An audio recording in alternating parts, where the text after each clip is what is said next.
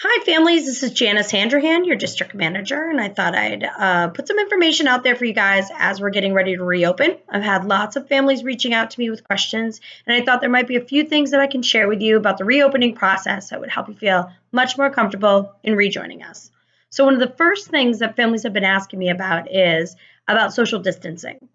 For us, social distancing is about three simple things. It's really about respect for other children, communication, and making sure that children have a way to deal with emotional distress. And so, social distancing for us won't be that different than what we were doing every single day. If two children were playing in a discovery area and they were fighting over a truck, our first thing that we would do now would be to go over and to talk to those children about going to wash their hands and making sure that we work out using the truck. We would sanitize that truck and then allow them to go back in there and play.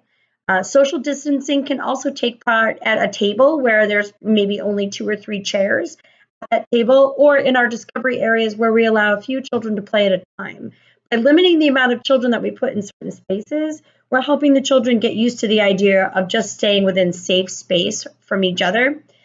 Circle times and snack times and those things will be staggered. We'll be bringing smaller groups together and helping them learn about sitting safe distance from each other and really just making sure they keep their hands to themselves.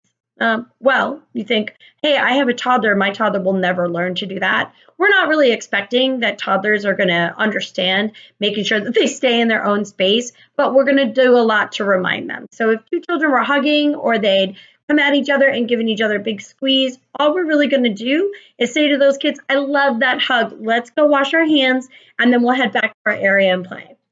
Social distancing will be a lot about teaching and just making sure that children understand why we do certain things and how we can keep them safe when they're sitting in circle, when they're joining a table activity, or if they're getting ready to go somewhere new in the classroom.